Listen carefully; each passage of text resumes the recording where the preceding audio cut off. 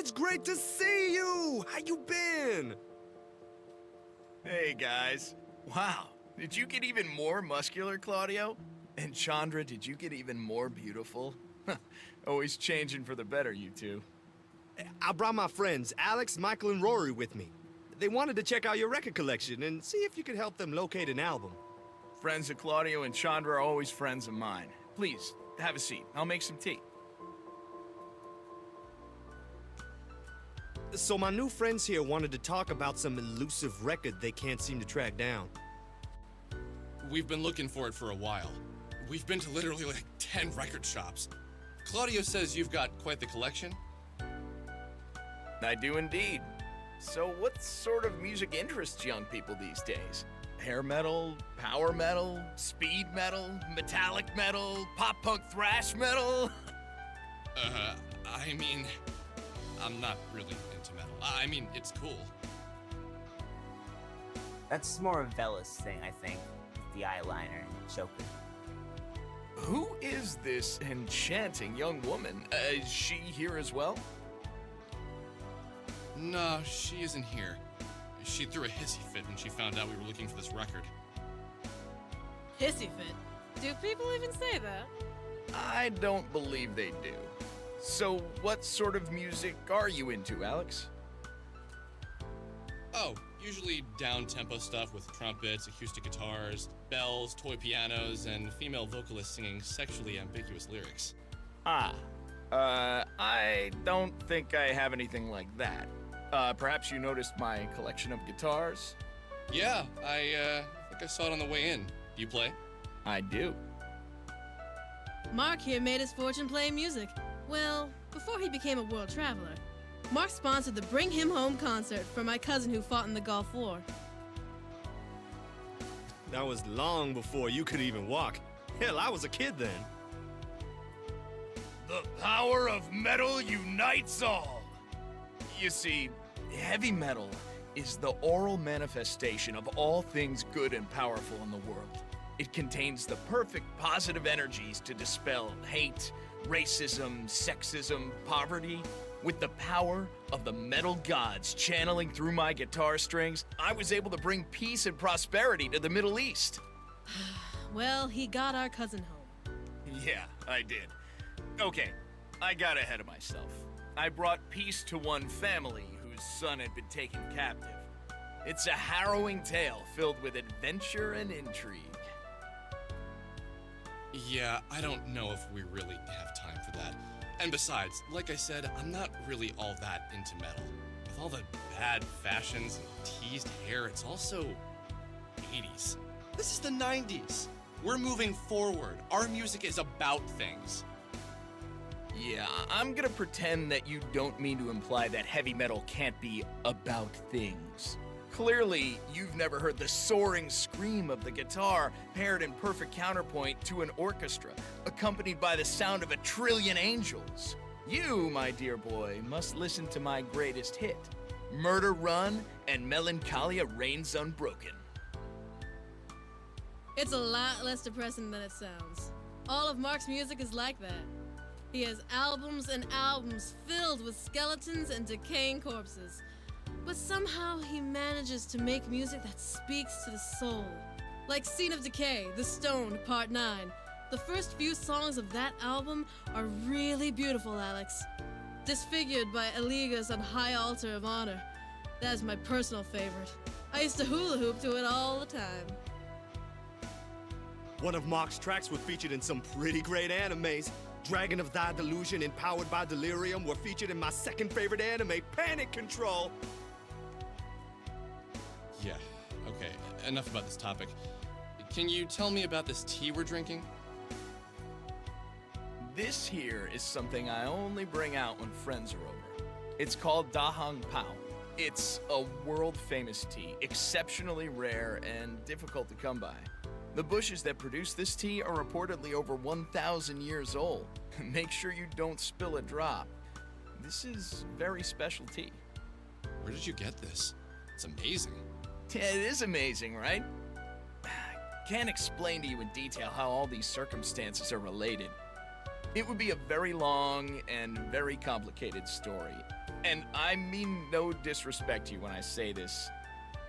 It would be virtually impossible for you at this stage, young man, to understand. Now, you are, of course, in no way responsible for this, but I'll do my best to explain the circumstances by which I came to possess this rare leaf. In my youth, I was something of a traveler. I lived for journeying and discovery. I had a partner, a very good man, who became ill in his mid-30s. At the time, I considered myself to be very worldly. I lived for the dirt under my feet, but I also did not believe in the supernatural in any form. Alas, my partner came down with a severe stomach cancer that began to claim his life. He was a spiritual man, one might say, and he believed in miracles. His faith and his failing body led to the ending of our friendship. He left for India, and I stayed back in Arizona, where I'd built a life for myself in between trips. He was gone for many weeks when I received a letter from him. The letter was scribbled in the handwriting of a dying man. It featured coordinates that, upon further inspection in an atlas, proved to be in the mountains of India. So, I began my journey. After many days of travel, I arrived at the summit of Mount Kangchenjunga. I paid a local village boy to guide me to the location. At the top, I found my friend. My friend who only a few weeks ago had been on the brink of death, had been cured through the power of water. The water boiled in the particular style of pots created by the Dharabeta yogis is said to have amazing healing powers. Now, when my friend had regained his strength tenfold, I was in shock. I longed to take a sample of this drink back to an American laboratory where it would be tested and ultimately turned into a cure. But I was told that the last bush bearing the tea had burned up in a forest fire. Naturally, I demanded proof. There was no evidence that any such fire ever occurred. Angered, furious, on the point of striking the yogis, my friend had to take me away. Together, we explored the mountainside for the remainder of the week. Now, despite my anger that they would not let me test the tea, everything had been incredibly happy. In India, I've always felt an incredible glow of joy. On our last day, before we were to return, the earth gave out beneath my feet, and I was stuck. Soon a storm came.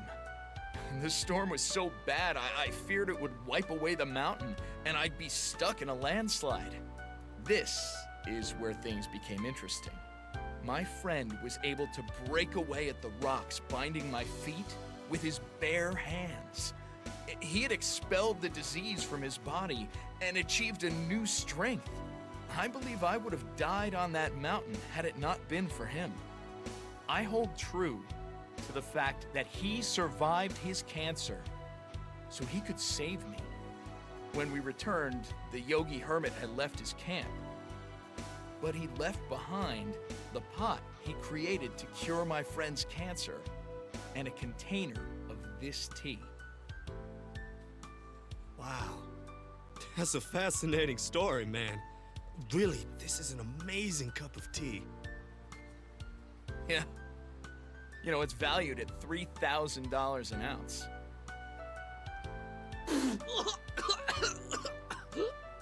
So, what did you kids come for?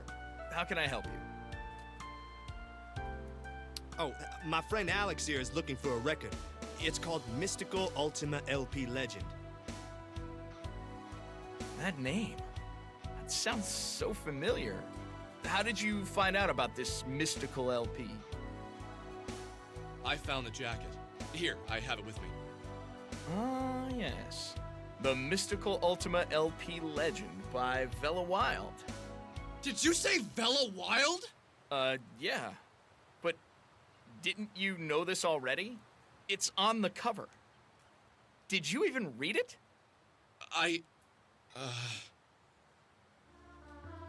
Suddenly, everything made sense. Well, at least a little bit of sense. Bella, the guitar, her ability to fight with sound. Clearly, she was the musician and the creator of this record. How stupid I had been. I told her about the record, and she must have assumed I read the title closely. Vella Wild. Probably a stage name. Did I say something wrong? You, kind of stopped talking for a while and looked all deep in thought. I just realized something. Yeah, the mind is like that. You keep many things hidden away, and they come out when they're the most needed. Did you ever consider that this record might be locked away inside your mind? And if not yours, maybe inside the mind of this Wild character. Damn. So you don't have it? No, how could I? It hasn't come out yet. What? Check the date on the back of it. See the sticker? Do not sell until January 1st, 2000. Since I'm not a time traveler, well, at least in this life, I couldn't possibly have this record. You kids should pay closer attention to your record jackets. They have lots of useful information on them. Thanks a lot, Mark. I know where to find this record now. What? You do? How? I'll explain some stuff when we get outside.